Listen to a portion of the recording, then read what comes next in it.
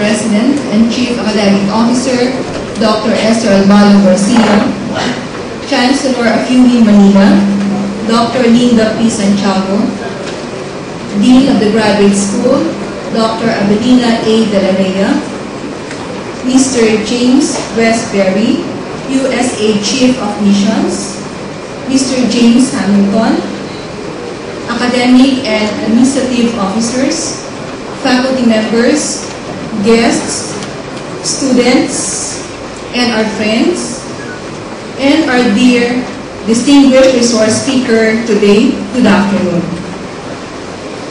Our esteemed guest this afternoon is recognized worldwide for his lifetime dedication in fighting corruption. He has 33 years experience in the anti-corruption field, including 27 years of service with the Hong Kong Independent Commission Against Corruption, which he joined shortly after its inception in 1975. He has witnessed and participated in the successful battle in transforming Hong Kong from a most corrupt place to one of the cleanest cities. He retired as Deputy Commissioner and Head of Operations in 2002.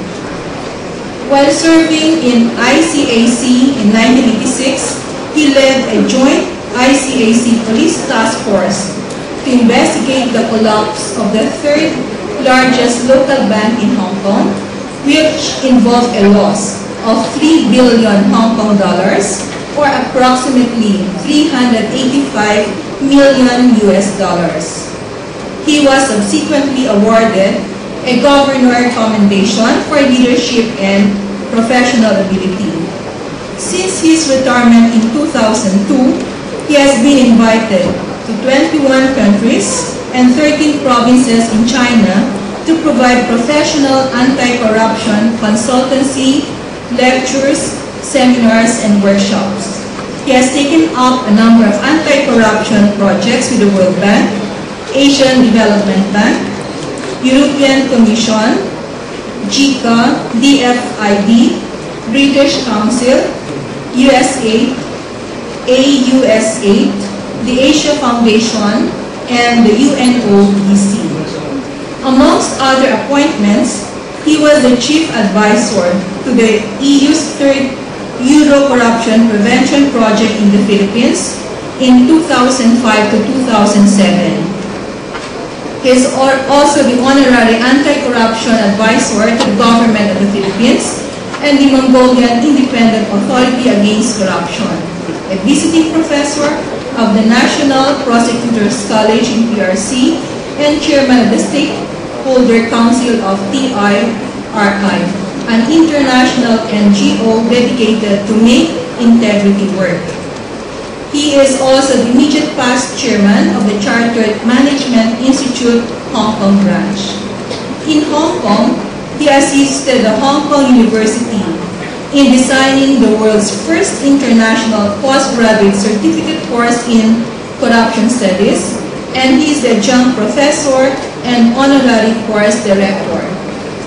He is also the course coordinator of the Executive Committee Program on Strategic Management of Corruption, a joint project of the Malaysian Anti-Corruption Academy and the Asia Development Bank. Our guest obtained a diploma in management studies and a Master of Business Administration at the Hong Kong Polytechnic and City University, respectively. He has been a member of the Chartered Institute of Management in England since 1990 and has been a fellow of the Institute since December 1994.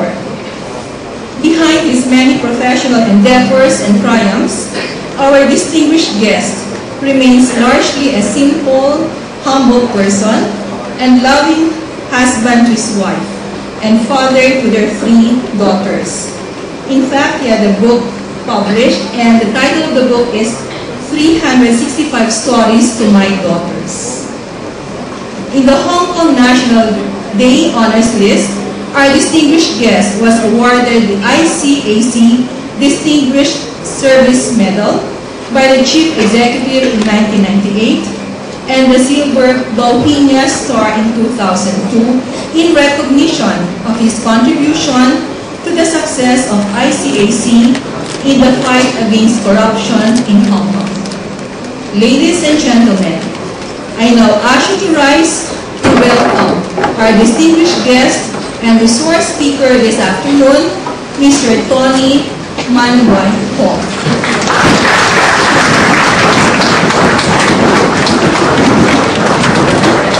It's okay. It's okay. When you fight corruption, we don't waste time for introduction. So we go straight to business. First slide. This one I just figured out before I arrived. I thought this is a very interesting thing, and I want to give you my first message for this session for you to consider. This is a social realization survey covering from 1967 to today, and that they put in the satisfaction, the perception, the public perception satisfaction rate on the government's fight against corruption. So at least one would expect to be above zero. If it's below zero, means that most of the people are discontented with the government's effort. Okay? And it's quite interesting to see that for every former president, they're all the same. When they were sworn in the office, they got about 10 plus. Okay? When they finish the term, minus 40. Next president, Roberts, 10 plus. Again, when they're finishing the term, minus 40. Strangely, Estrada, Estrada, the only convicted, corruption convicted, he stay higher than most of the people most of the time, but still, of course, he goes down, minus 20. The former president, when she took over, is again plus 10. Go down, slightly improved when he get re-elected, and then suffer all the way. And it's interesting that same thing, when now we have a new president, and he is actually in a much better position in a way, a much better position than the others, because he got this unprecedented high acceptability rate, plus 20, higher than any one of them. So the interesting part we would like to know is whether he would be repeating history and then going down. And the point of concern is very quickly you see it's already dropping a bit. Because how long have they been in office? And then how much we have seen the work of anti-corruption seem to be done? Not much, right? So already going down. So the point I ask you is that when you fight corruption, you're not just fighting corruption. You're fighting against the public perception. If most of the public believe that you are genuine in fighting corruption, you already been successful. Because why? If people believe that this country is really genuine about fighting corruption, why should I pay? So I will refuse to pay. At least some people will refuse to pay. Some people will not only refuse to pay, will report corruption because they believe government will be genuine in dealing with my complaint. Okay? And those who receive bribe will be a bit concerned, so the less people will receive bribe. So as long as we can keep the perception of corruption level will go down. Okay, so it's not just fighting corruption or how many corrupt officials you have a prosecutor or how much measures you have put in. The important is that people believe that you are fighting corruption. Right? Okay, so all these Philippines have failed. They have a lot of opportunity, but they miss the opportunity. Second opportunity, they miss every opportunity. So this is the new opportunity.